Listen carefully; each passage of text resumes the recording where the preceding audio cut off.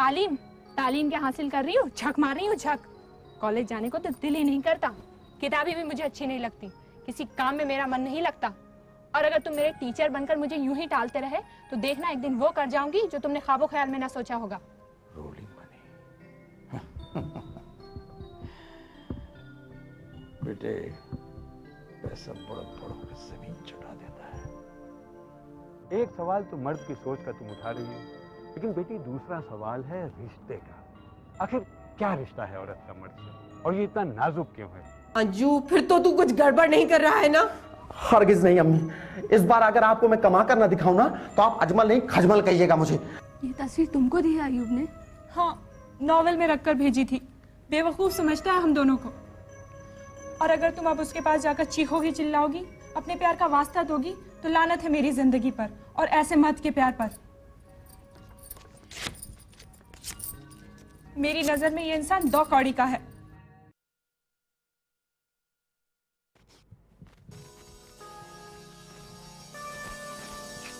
बेशर्म,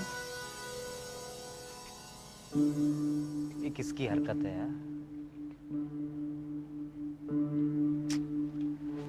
हद है।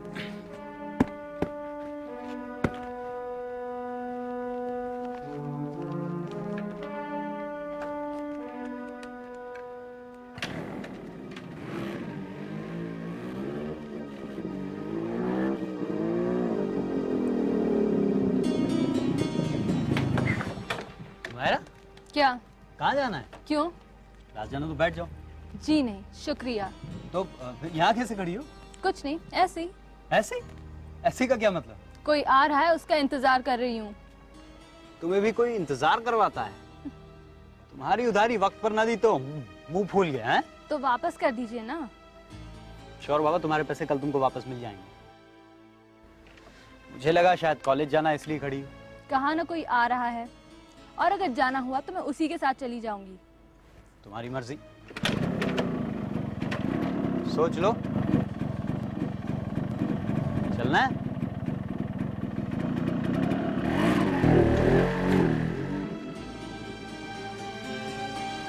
अब आएगा मजा। चलो, तुम्हें फूफी जान की याद तो आई। चल हट झूठे, एक तो महीनों फोन नहीं करेगा और फिर कह रहा है कि फूफी पर तो जान देता हूँ। हाँ हाँ, तुम्हारे फूफा जान घर ही पर हैं, ठीक ठाक हैं। हाँ, समीना भी ठीक है, आज घर ही पे है, उसकी छुट्टी है। क्या भूख लगी है? अरे तो आओ ना, नाश्ता यहीं कर लो। समीना से कहती हूँ आलू के पराठे बना देगी, दही भी है। आए तो कौन सी मुसीबत आ जाएगी 2 पराठे डालने में, बना देगी असली घी के। अब तुम आओ भी, आओ जल्दी, रखती हूं फिर। खुदा हाफिज।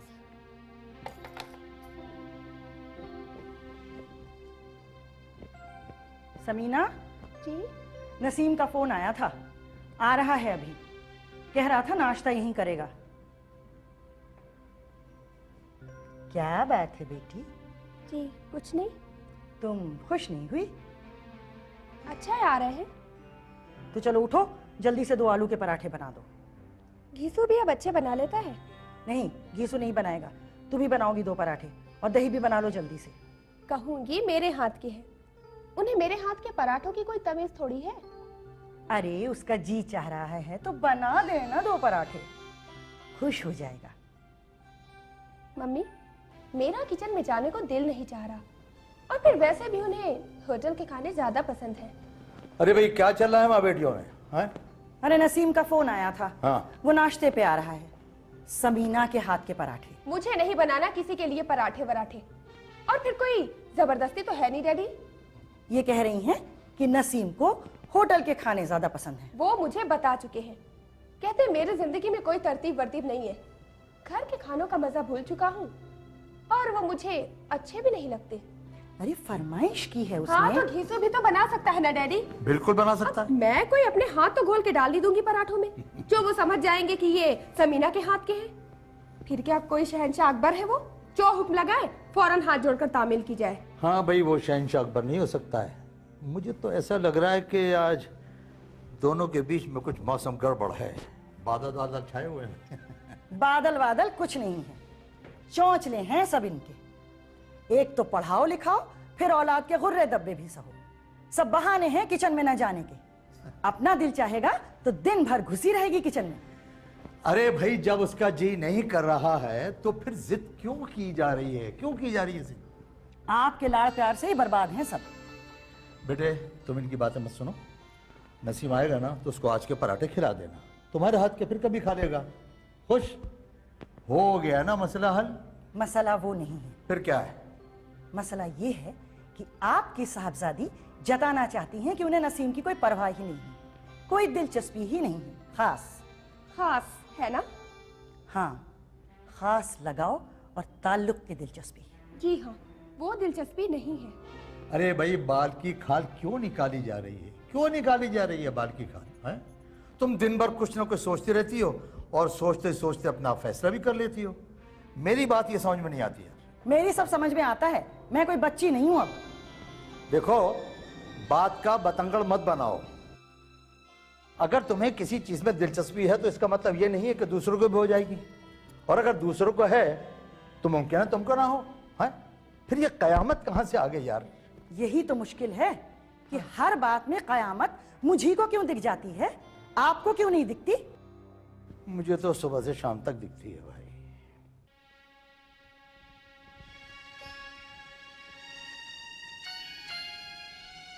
अस्सलाम वालेकुम भाईजान। वालेकुम अस्सलाम। सुनो आप ना, इनायत है? जी हाँ है, आइए तशरीफ लाइए। देखिए भाईजान तशरीफ लाए।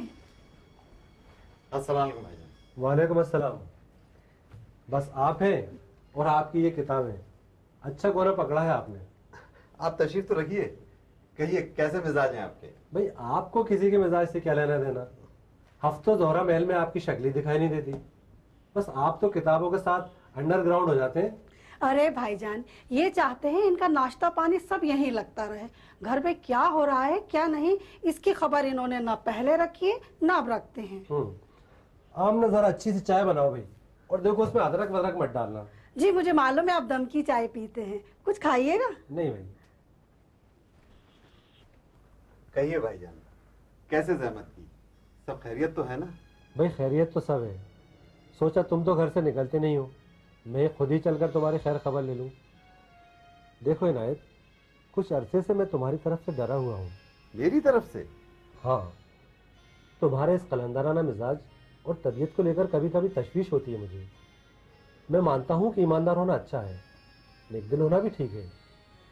जिस तरह से तुम्हारे दिल में खुदा का खौफ रहता है वो अच्छा है, बहुत अच्छा है। देखिए भाईजान, मैं खुदा को इसलिए मानता हूं कि मुझे लगता है वो मौजूद है, इसलिए वही करना चाहता हूं जो उसकी मौजूदगी में करना चाहिए। अब जमाना नेक दिली और ईमानदारी का नहीं है। अब न कोई किसी की दो बातों का गम खाता है और ना ही दो रोटी खाकर शुक्र से पड़े रहना चाहता है। पैसे की धूमधाम इनायत, पैसे की, जिसके लिए जिधर देखो गले कट रहे हैं। पैसे के आगे न बेटा बाप को अच्छा लगता है न बाप को बेटा। हाँ भाईजान, हर चीज जब अपना बुनियादी मकसद छोड़ दे तो सारा कुछ तोड़कर ही नया बनाया जा सकता है। लेकिन वही मसल है कि बादशाह का नकारा चूहे की खाल से कहां मढ़ा जा सकता है। अय्यूब तो कारोबार से लगा तो रहे हो, मगर वो भी किसी के साथ साझे में। आप तो जानते हैं भाईजान, सियाना लड़का है, नौकरियां मिलती नहीं, कुछ ना कुछ तो करना ही था। अय्यूब से कहो कि हमदर्दी जताने वालों से जरा होशियार रहे। कोई किसी का नहीं है आजकल, जो मिलता है अपने मतलब से मिलता है। दुरुस्त फरमाया आपने। फिर अब उसकी शादी करोगे कि नहीं? आमना का ख्याल तो बड़े भाईजान की बिटिया हुमैरा के लिए है। भाई ये सब चीजें इतनी आसान नहीं होती, बड़ा नाजुक मामला होता है ये। है तो बड़े भाई जरूर, लेकिन इस बारे में तुमसे फिर कभी बात करूंगा। भाईजान आज आपको चाय पीने में मजा आ जाएगा। अरे भाई, तुम्हारे हाथ की चाय बदमजा कब होती है? भाईजान अय्यूब के कारोबार में ये कोई दिलचस्पी नहीं ले रहे। लड़का क्या कर रहा है, कैसे कर रहा है, इनको भी तो दिलचस्पी लेनी चाहिए। वही बातें हो रही थी। खैर, अल्लाह सब ठीक करेगा। भाई आखिर हम भी किस लिए हैं? ऊंच नीच देखते रहेंगे, समझाते रहेंगे उसे। लेकिन आमना, एक बात मैं तुमसे भी कहूंगा। क्या भाईजान? भाई अय्यूब को लेकर तुम्हारे दिल में कुछ अरमान तो होंगे ही। आखिर तुम उसकी माँ हो, लेकिन उस अरमानों के पीछे कोई भी फैसला बगैर सोचे समझे जल्दबाजी में ना करना। मैं समझी नहीं।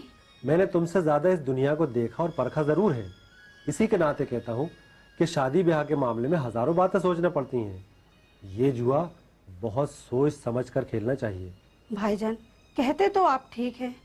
मेरी जितनी समझ है उसकी मदद से ही मैं सोच सकती हूँ। फिर ये शादी ब्याह का मामला है, कोई बार बार की जाने वाली चीज तो है नहीं। जी ठीक कहा आपने।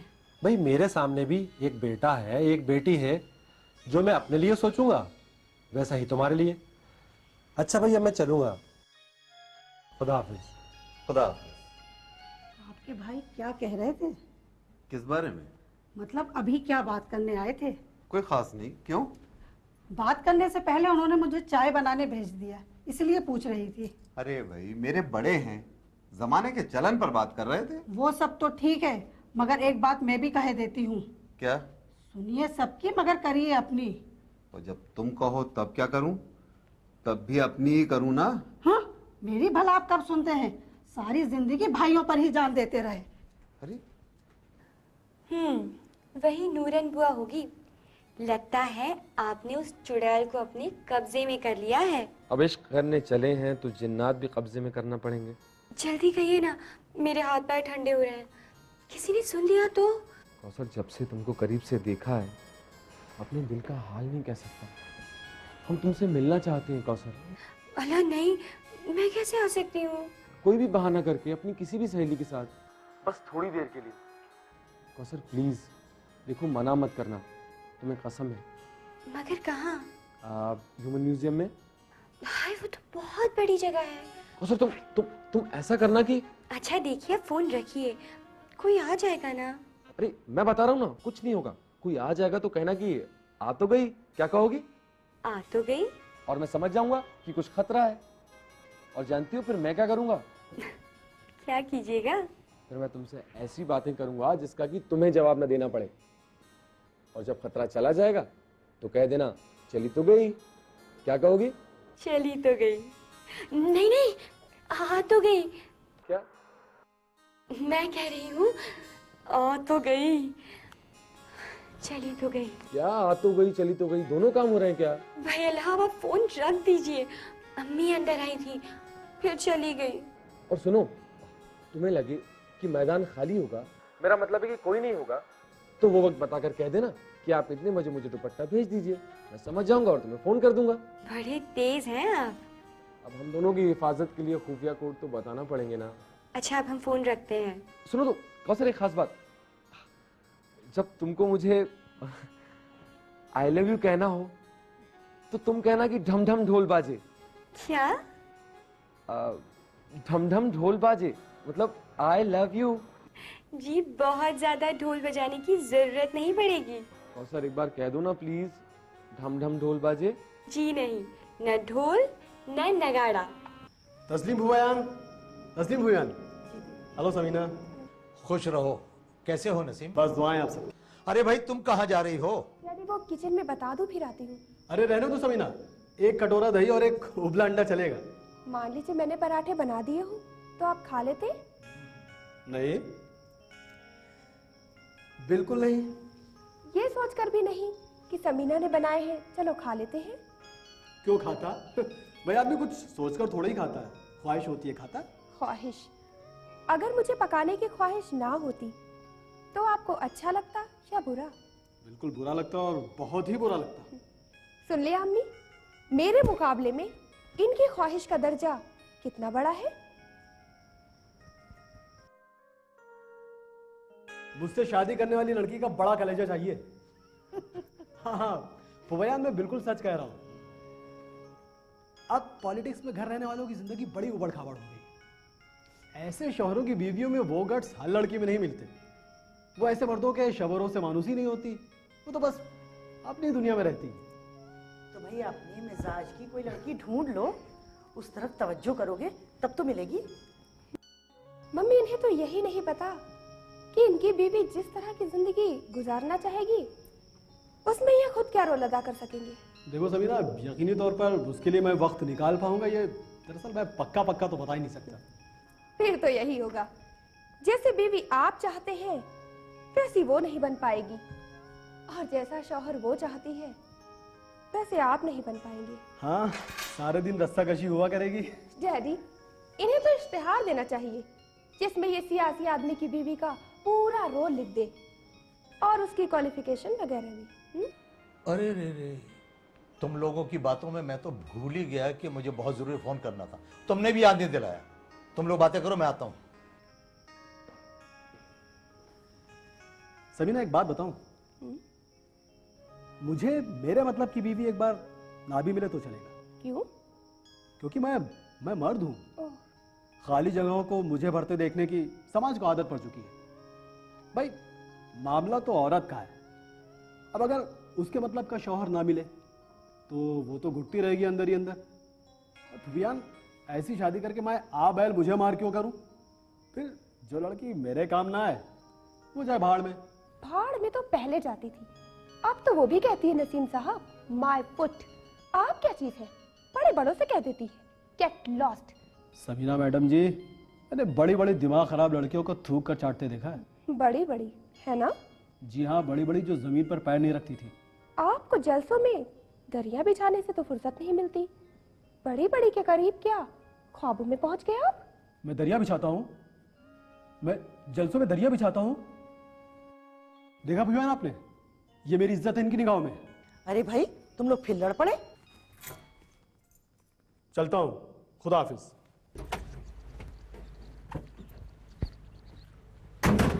आओ रोशन, आओ। देखते देखते कितना वक्त गुजर जाता है। हाँ, पर लग जाते हैं वक्त के। रोशन, तुम्हें याद है तुम यहाँ कितने बरस बाद आई हो? हाँ, शायद तब रिमझिम थी पेट में, है ना? हाँ, रिमझिम।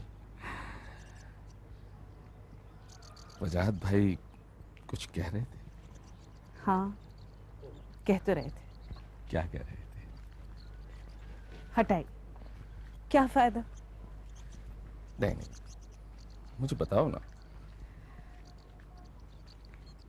कह रहे थे गांव क्यों जा रही हो? बहुत गुस्से में थे, मैं बात टाल गई।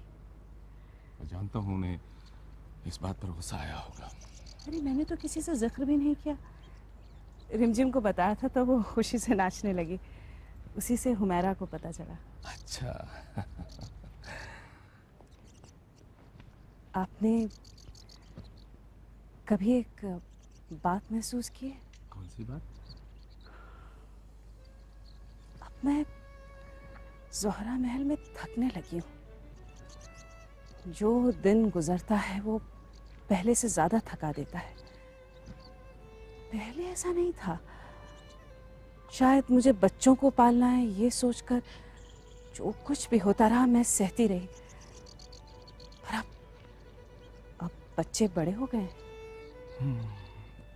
सिमसिम की शादी की मुझे बहुत फिक्र रहती है। सोचती हूँ कि उसके हाथ पीले हो जाएं तो भी तुम्हें थकन से छुटकारा नहीं मिलेगा, क्योंकि फिर तुम रिमझिम के लिए थकोगी। खैर, यहाँ अब हालात पहले जैसे नहीं हैं। यहाँ काफी कुछ जम गया है, इसलिए मैं तुम्हें ज्यादा वक्त दे सकूंगा। रोशन, तुम्हें थकने न दूंगा।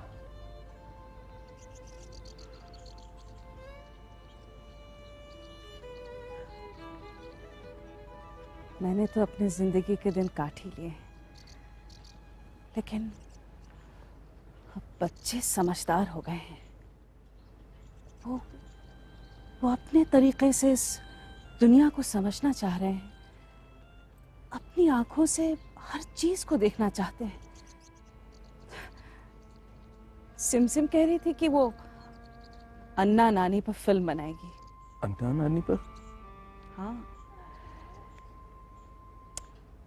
कमरा नंबर 5 उसके दिलो दिमाग पर बुरी तरह से छाया हुआ है। मुझसे पूछती है, मम्मी बताओ औरत क्या है? लेकिन उन पर फिल्म बनाना भाई ये बात समझ में नहीं आई मेरे। कहती है मैं अन्ना नानी को एक किताब की तरह पढ़ूंगी और उनकी जिंदगी को फिल्म में उतारूंगी और लोगों को दिखाऊंगी। रोशन, मुझे अपने बच्चों पर बहुत फख्र है।